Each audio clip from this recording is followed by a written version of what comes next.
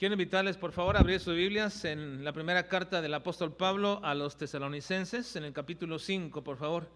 Primera carta del apóstol Pablo a los tesalonicenses, capítulo 5.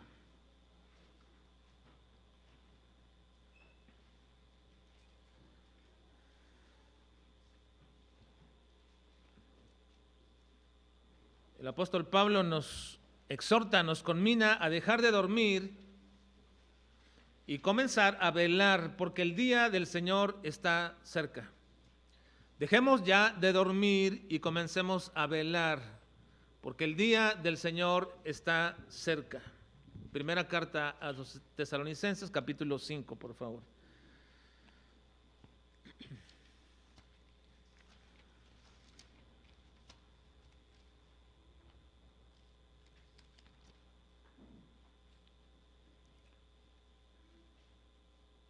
Dice el versículo 1, pero acerca de los tiempos y de las ocasiones, no tenéis necesidad, hermanos, de que yo os escriba, porque vosotros sabéis perfectamente que el día del Señor vendrá así como ladrón en la noche. Este es uno de los pasajes proféticos de la Biblia, de los muchos que hay en la Biblia, y para algunos de nosotros es conocido el tema, la venida del Señor. Es muy conocido el tema. Pero déjeme decir algo al respecto para aquellos que no están muy familiarizados en este tema. La venida del Señor es una promesa que Cristo ha hecho y que por 2000 años la iglesia ha estado esperando. Una gran parte de la Biblia tiene que ver con profecía y más específicamente con escatología. Escatología es la declaración de Dios sobre las cosas futuras que están por acontecer, las últimas cosas. Creemos que Dios es todo omnisciente y conoce todas las cosas. Él es el Señor de la profecía, porque Él y solamente Él conoce el futuro. Y qué triste que cuánta gente es engañada cuando no conocen esta verdad bíblica, pensando que ciertas personas, astrólogos, adivinadores, brujos y falsos maestros religiosos les pueden predecir y declararles el futuro o su destino. Esa es una total mentira. Nadie conoce el futuro sino solamente Dios.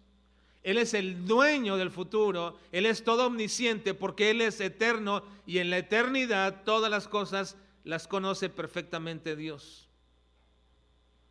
Todas las profecías tienen siempre un cumplimiento y las que han llegado hasta este tiempo de cumplimiento se han cumplido al pie de la letra.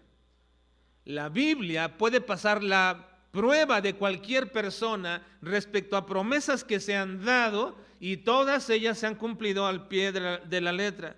Todas las profecías cumplidas tienen también una trascendencia histórica. Es decir, cuando el Señor mandó o dijo alguna profecía, esas profecías tenían la calidad de ser historia, en el futuro serían historia, por tanto, toda profecía cumplida tiene una trascendencia histórica. Y estas han sido documentadas perfectamente. Podríamos dar ejemplos de ellas en esta mañana, no hay el tiempo para hacerlo, pero nos llevaría horas enumerar y comentar cada una de estas profecías cumplidas, pero te puedo decir que todos los grandes imperios que ha habido en la historia humana, todos han sido predichos por el Señor en su palabra. E incluso algunos nombres de sus emperadores fueron dados. Las guerras, las caídas de países, los eventos catastróficos, y esto nos dice que así como se cumplieron antiguamente tales profecías, entonces también las que están por cumplirse se cumplirán de la misma manera en los tiempos que restan. Así que el texto que estamos leyendo en esta mañana nos habla de que estamos en la fase última del plan profético de Dios, donde suceden las últimas cosas, y entre ellas, las que se conocen como el regreso o el retorno de Cristo aquí en la tierra. A esto se le llama la segunda venida de Cristo, porque la primera ya aconteció hace 2000 años. Pero Cristo prometió que vendría otra vez y esa es la esperanza de la iglesia. Por cierto, en su primera venida, esa que conocemos muy bien y que todos le llamamos la Navidad. Esa fue la primera venida, y durante el tiempo que estuvo aquí en la tierra, se cumplieron, en esa primera venida y durante el ministerio de Cristo, se cumplieron 70 profecías al pie de la letra en cuanto a lugares, a personas, eventos y acciones que se llevaron a cabo en el periodo de la vida terrenal de Cristo aquí en la tierra. Por nombre, por lugar geográfico, por circunstancias, todo se aconteció perfectamente y usted lo puede documentar y ver claramente en la Escritura. Ahora, es claro que la iglesia debe tener una expectativa sobre el regreso de Cristo, porque Cristo lo prometió y todos deberíamos estar expectantes de este retorno de Cristo. Dice Juan 14, 2 al 3.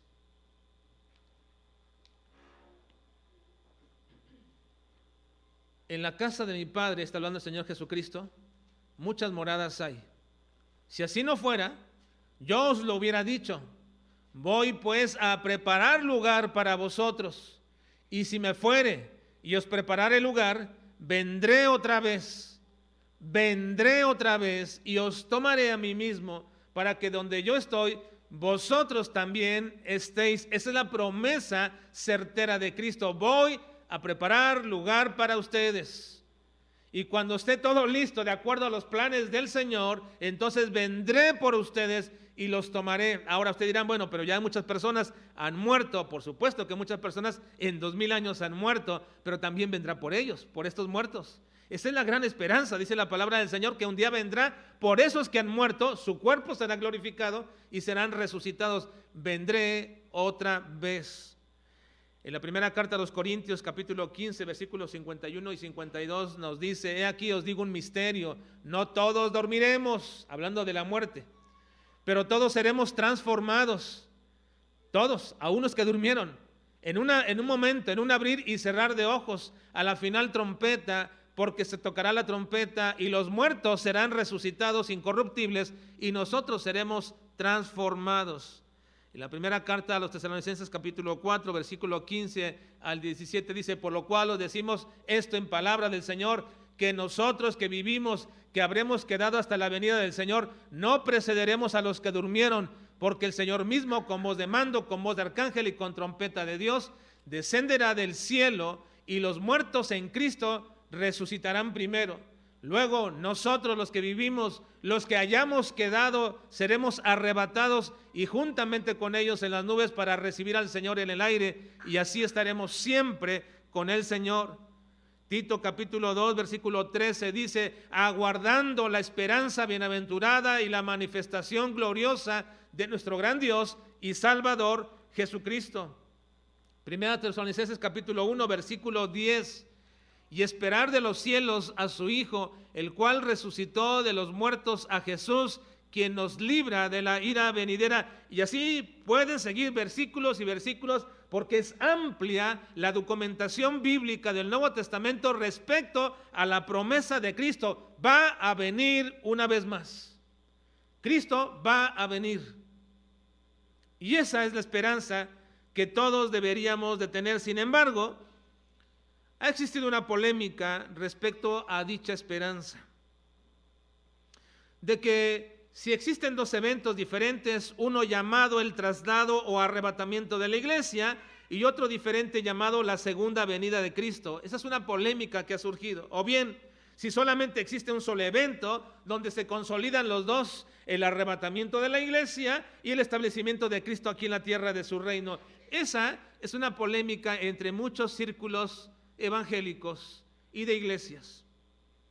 Y aunque la polémica ha sido más fuerte en los últimos tiempos, yo daré mi posición a este respecto en la segunda parte de esta enseñanza, que será la próxima semana. Lo que es innegable es que la venida de Cristo es real y una maravillosa esperanza para la iglesia.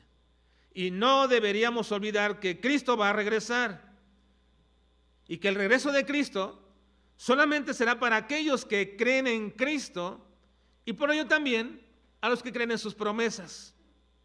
Es decir, El hecho de que Cristo regrese es una esperanza para la iglesia, no para todo el mundo. Es una esperanza para aquellos que creen en Cristo y que creen también en sus esperanzas.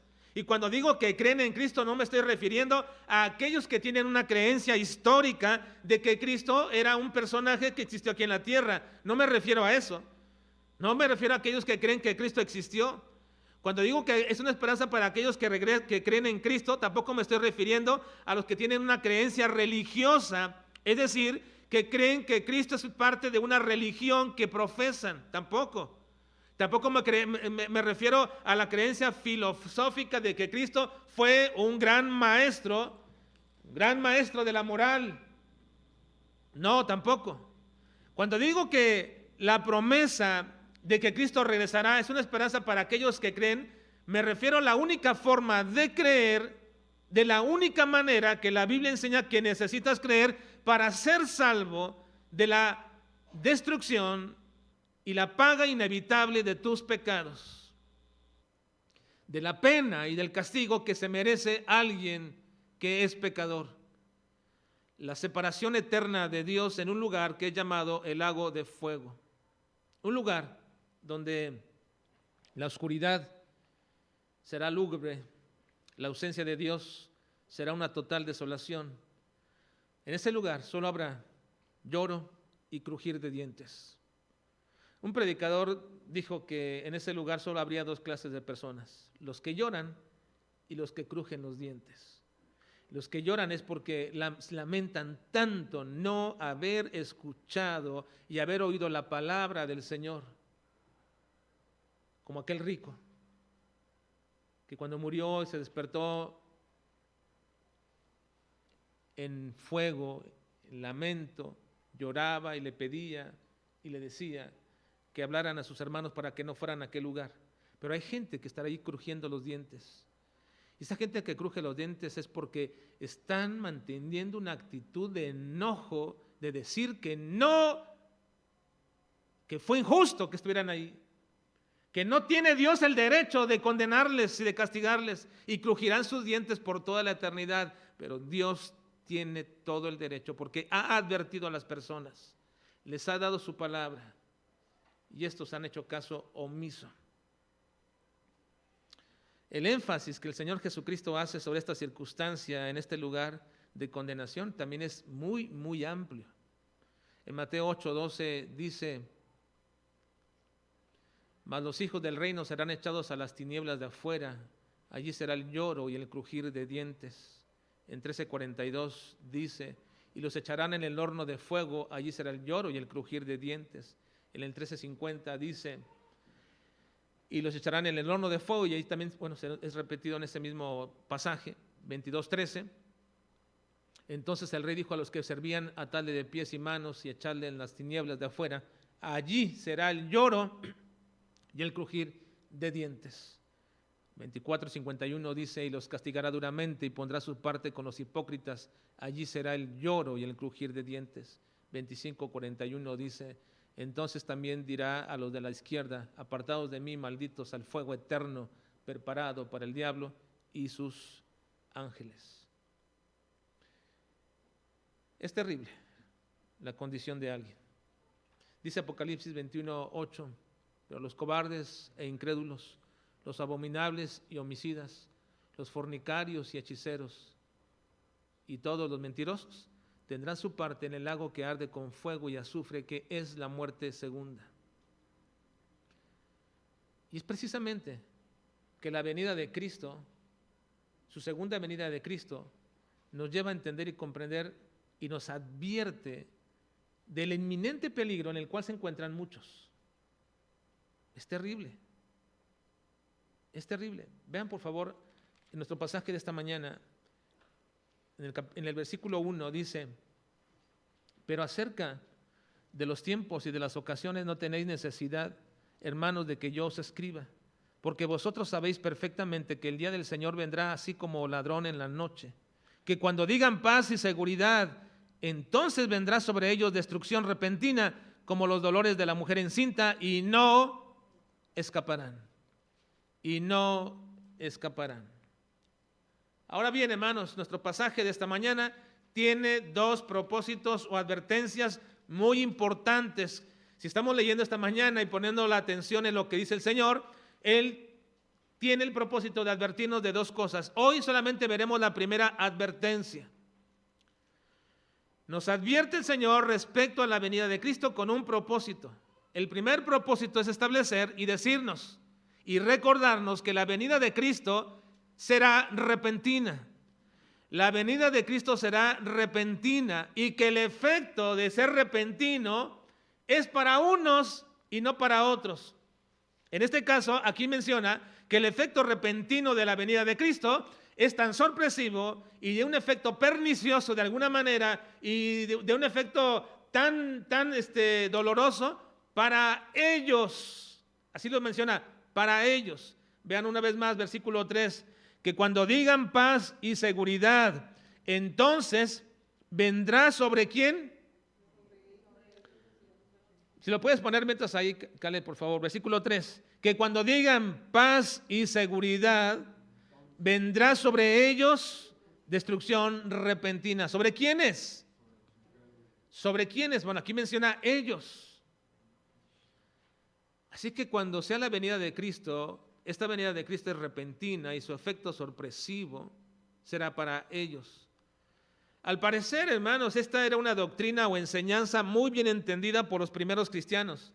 No había ni siquiera necesidad de una carta explicando respecto de esto, dice el versículo 1, pero acerca de los tiempos y de las ocasiones no tenéis necesidad, hermanos, de que yo os escriba. No tienen ustedes necesidad que yo les escriba una carta específicamente sobre esto, porque ya les ha sido anunciado, ya les ha sido enseñado continua y constantemente a ustedes, así que ni siquiera hay necesidad de que tenga que escribirles respecto de este asunto. La venida de Cristo, referida aquí como el día del Señor en el versículo 2, tiene una connotación de juicio muy fuerte. Versículo 2 dice, porque vosotros sabéis perfectamente que el día del Señor vendrá así como ladrón en la noche. El día del Señor. Esa frase, el día del Señor, es muy utilizada en el Antiguo Testamento y también en el Nuevo Testamento, pero mucho más en el Antiguo Testamento como una connotación de juicio. Es como cuando, no sé si a ustedes les pasaba, pero cuando yo era niño y hacíamos algo malo, éramos 7 hermanos y hacíamos a mi mamá salir de sus casillas, todo, porque todo lo que hacíamos y todos éramos seguiditos ahí de escalerita todos, uno tras otro año, hacíamos tantas cosas que llegaba el momento que mi mamá estaba tan cansada ya y tan frustrada que dice, pero cuando venga su papá. ¿A ustedes no le decían así?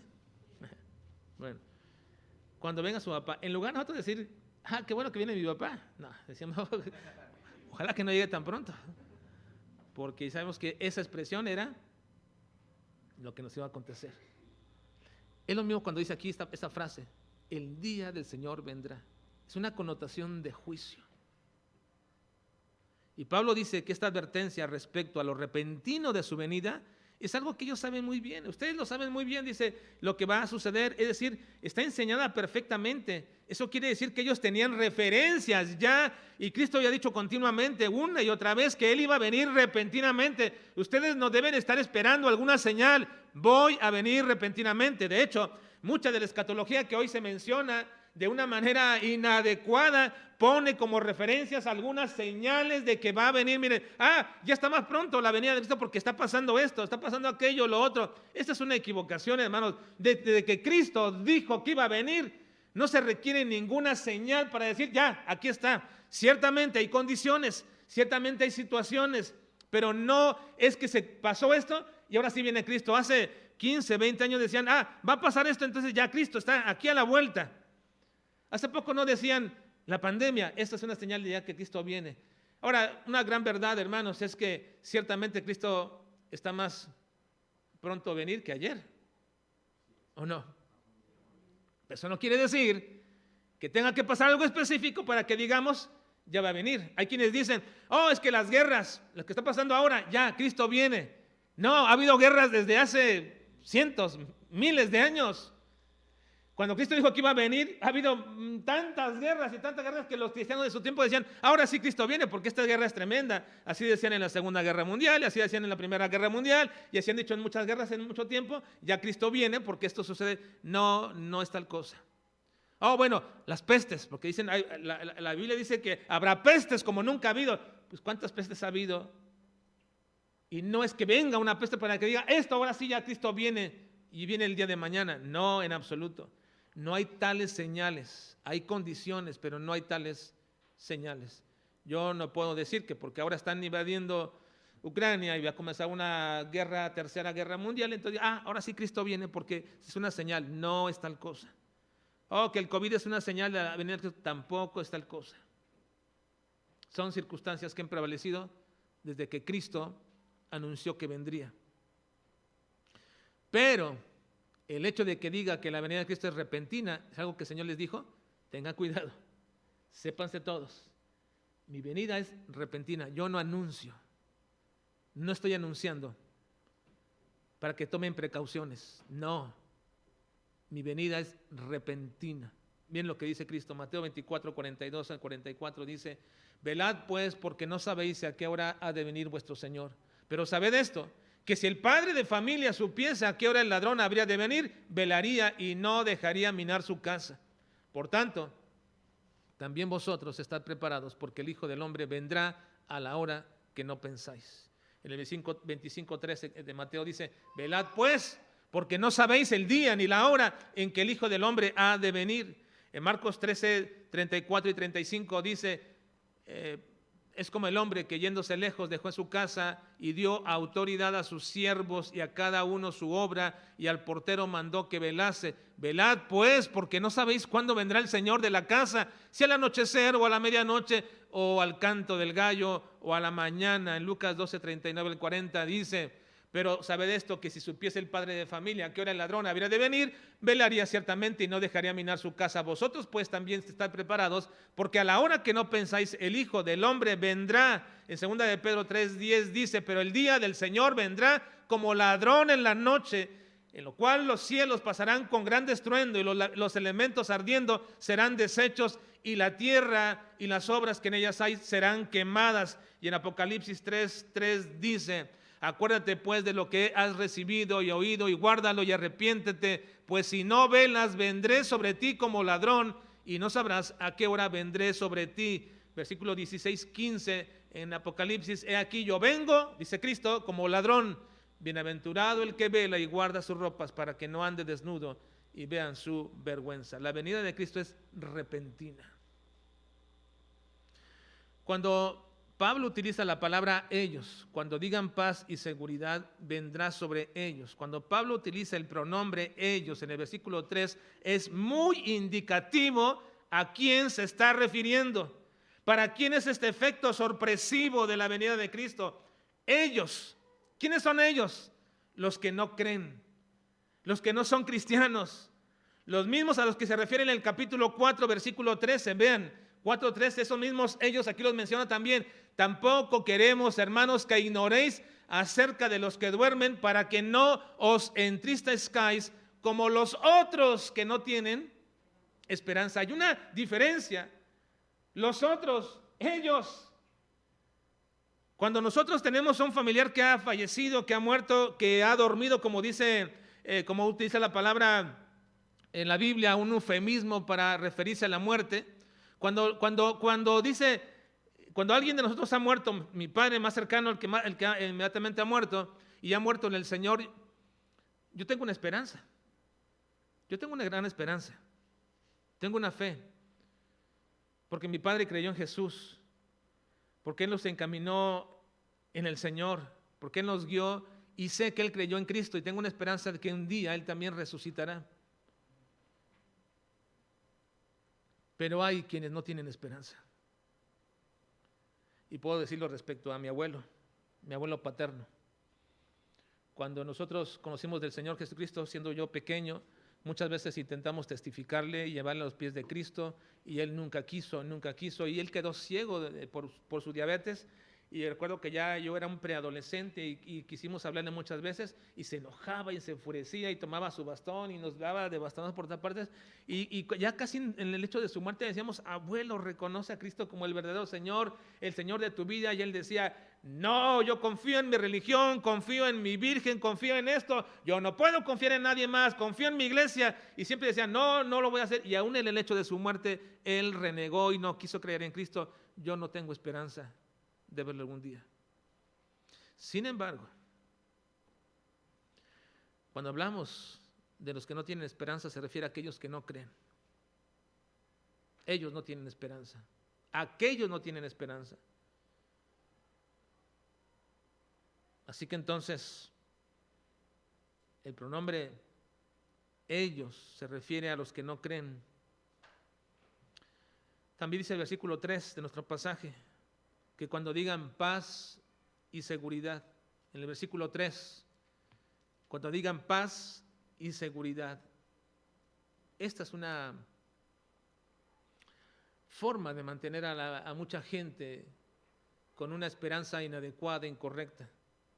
Hay gente que está confiando respecto a que las cosas van a mejorar, que las condiciones políticas van a mejorar, que las económicas van a mejorar, que todo lo que sucede en este mundo va a mejorar. Déjeme decirle que no es así.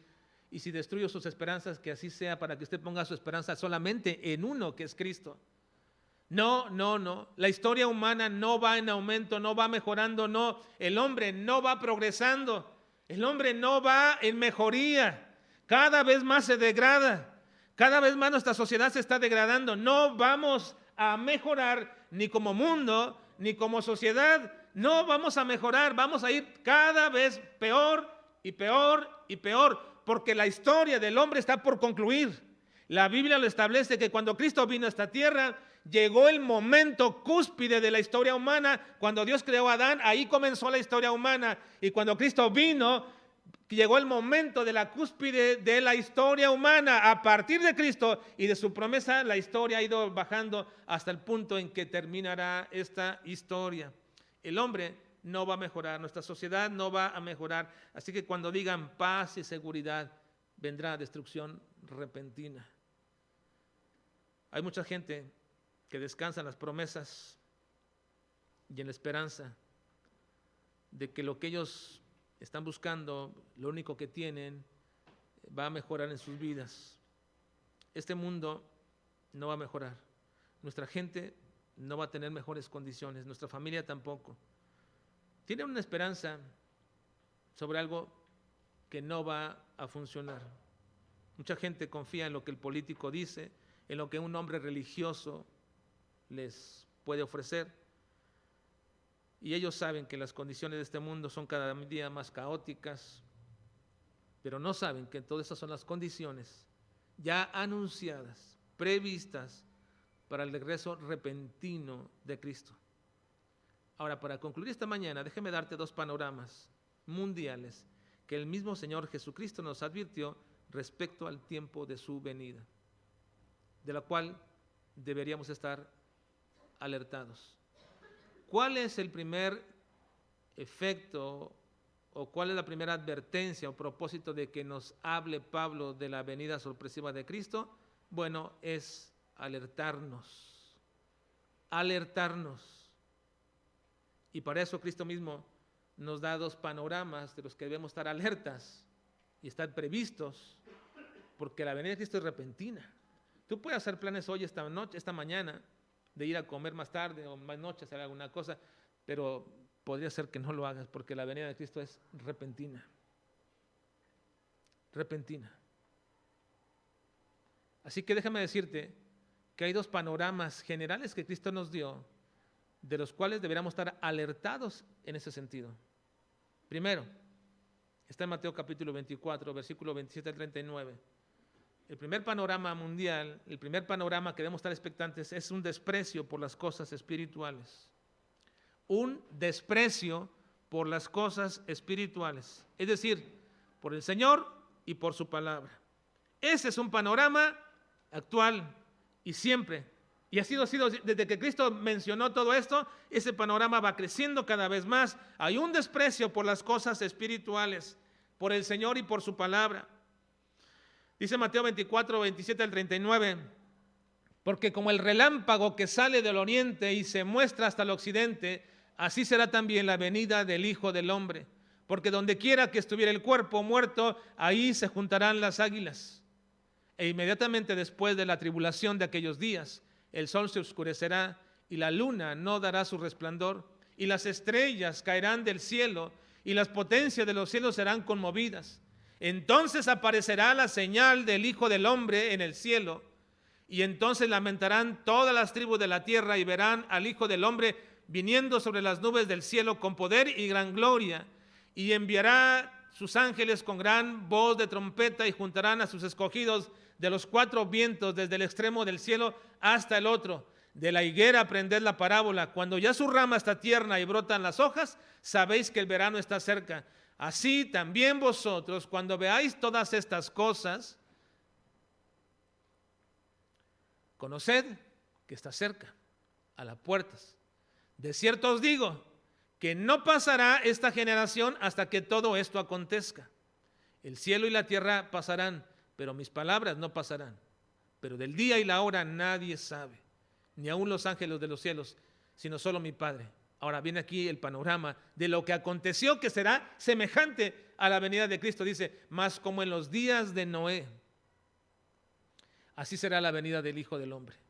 Porque como en los días antes del diluvio estaban comiendo y bebiendo, casándose y dando en casamiento, hasta el día en que Noé entró en el arca, y no entendieron hasta que vino el diluvio y se los llevó a todos. Así será también la venida del Hijo del Hombre. Ahora, déjenme explicaros un poquito respecto a esto.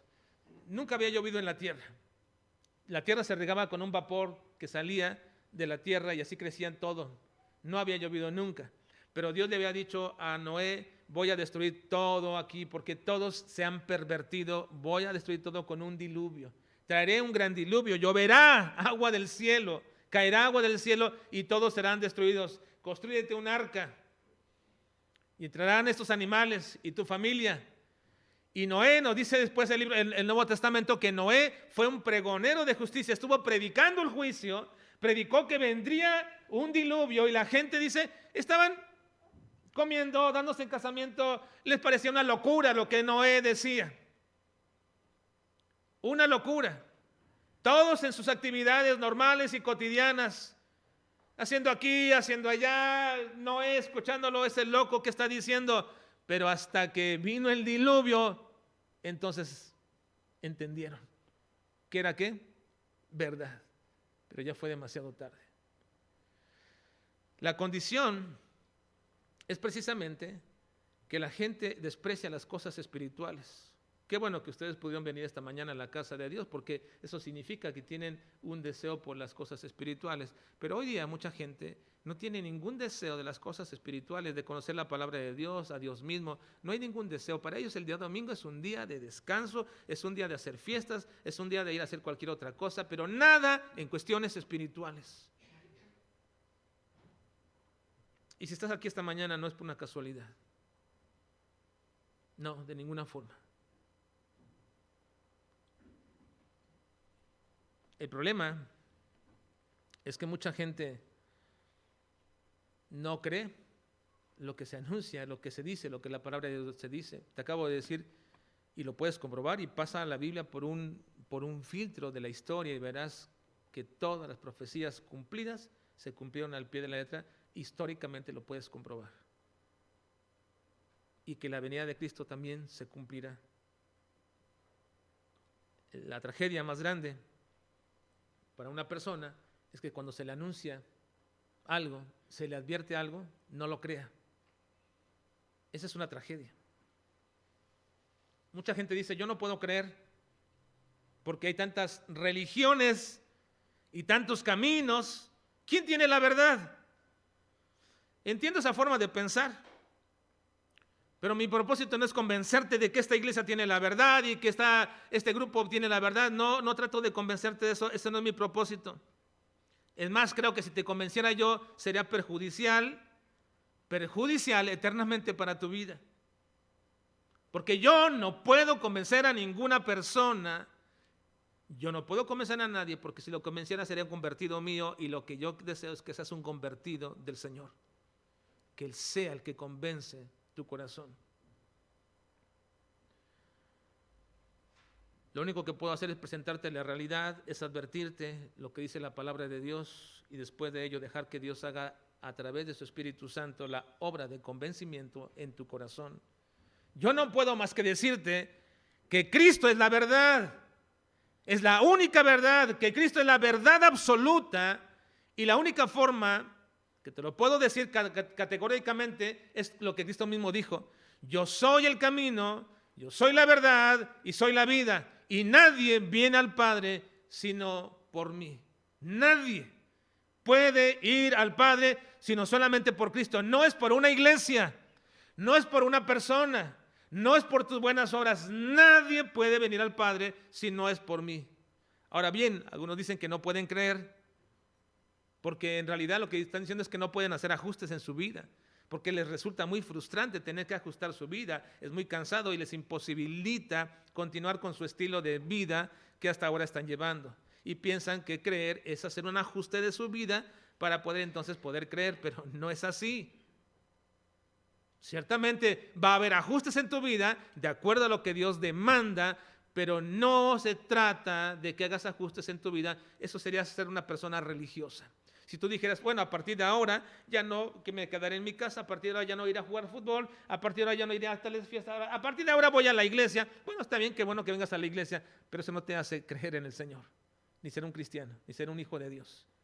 Te hace un religioso. Como mucha gente lo hace cada domingo, yendo a esta iglesia o a aquella otra o aquí mismo. Esto podría ser la condición de algunos aquí en esta mañana. No pueden creer. Prefieren pensar que no pueden creer, pero en realidad no es que piensen que no pueden creer. En realidad no pueden creer. No pueden tener fe. Pueden creer, perdón, sí pueden creer, pero no pueden tener fe. Y digo que sí pueden creer, pero no pueden tener fe por lo siguiente. Porque cuando alguien te presenta las verdades bíblicas, tú tienes una posición mental de decir, ¿creo en eso o no lo creo? ¿Creo que es verdad o creo que no es verdad? Pero eso simplemente es una acción intelectual. Nada más. Pero eso es necesario. Sí, cuando se te presenta la palabra es necesario que tú tengas esa acción intelectual de decir, sí creo que lo que está diciendo está pasando y va a pasar. Pero hasta ahí solamente creer, porque una vez que tú crees en eso, entonces Dios te da un don precioso que se llama fe. Y la fe no es tuya, la fe proviene de Dios. Cuando alguien oye la palabra y la entiende, y ahí es la palabra creer, entender, sí le entiendo lo que está diciendo, es el efecto personal de creer. Entonces dice la palabra de Dios que Dios nos da fe, y esa fe es necesaria para que tú puedas ser salvo,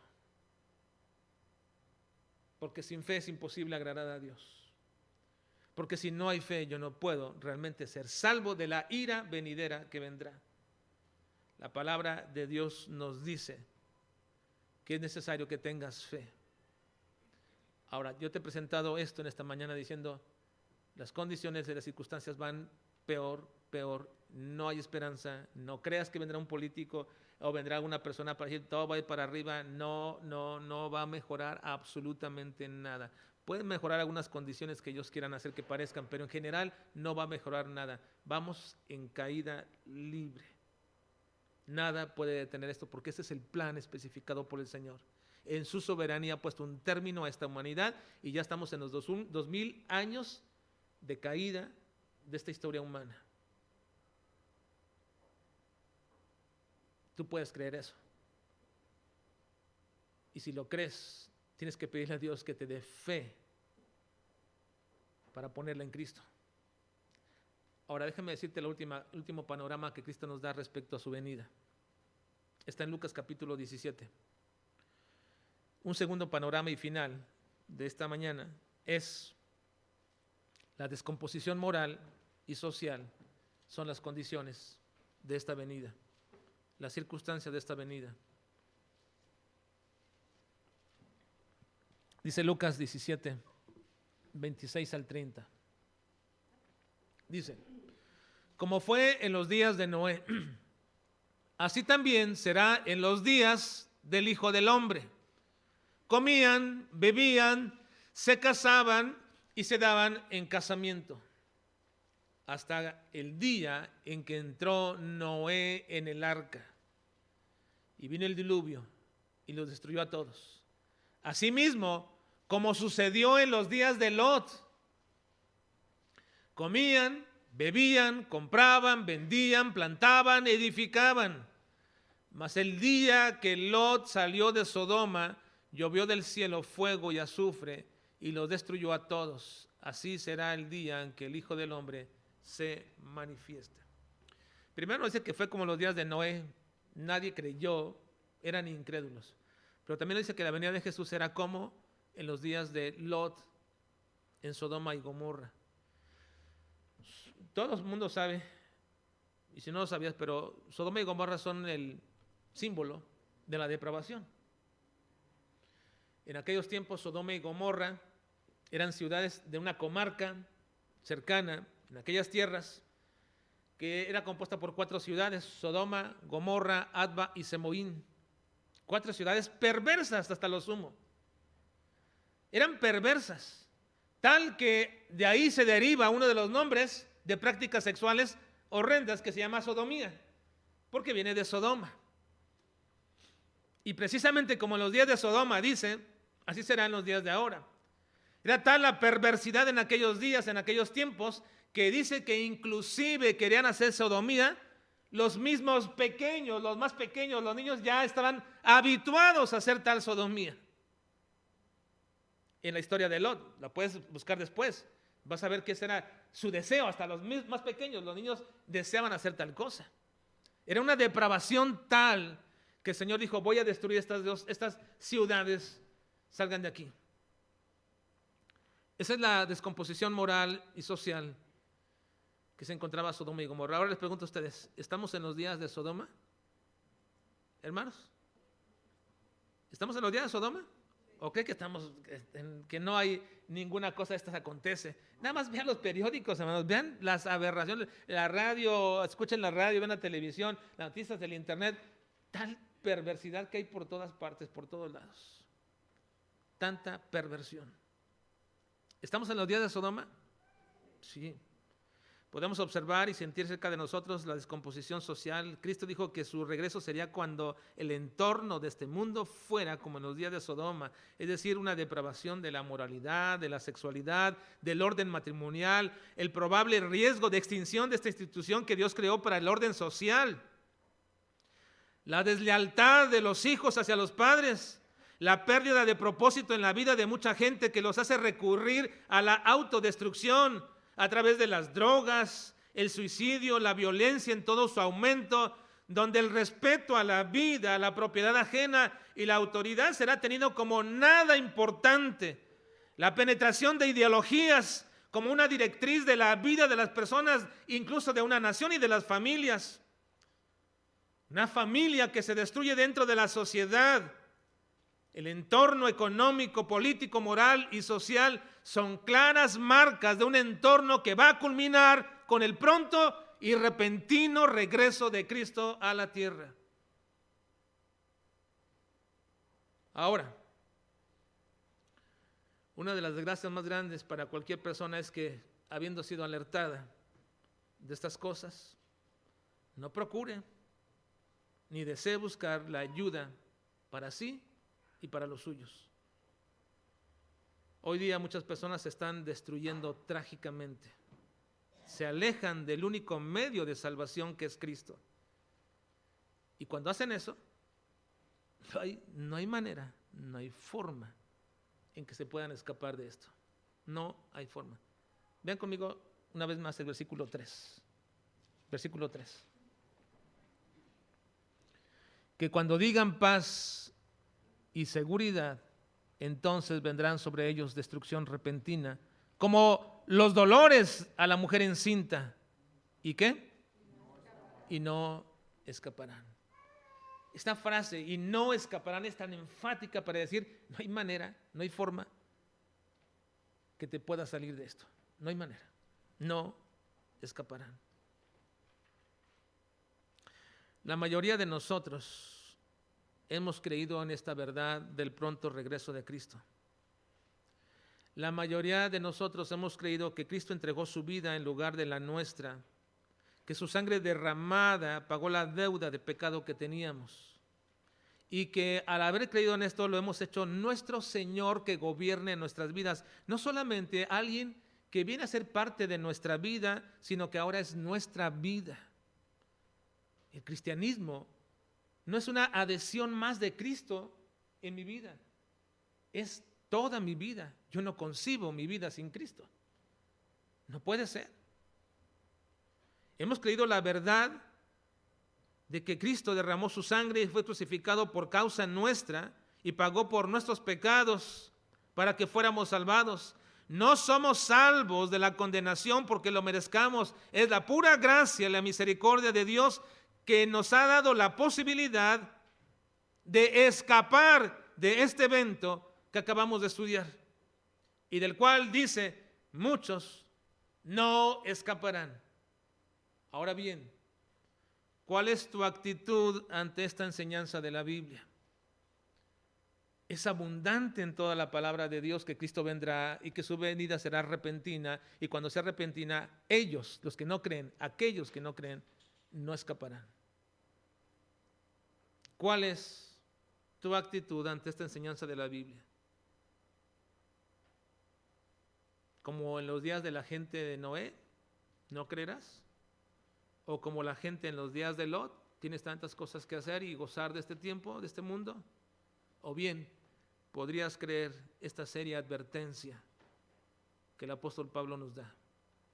¿Podrías creer en esta advertencia? Y espero que para tu bien, y escúchalo bien, porque si no crees, quizás seas uno de los que estarán crujiendo los dientes un día en la eternidad. Pero espero para tu bien que sí lo creas y que busques al Señor y que pidas perdón y que le digas que quieres que Él gobierne tu vida. Espero para tu bien que sí puedas creerlo. Vamos a orar, por favor.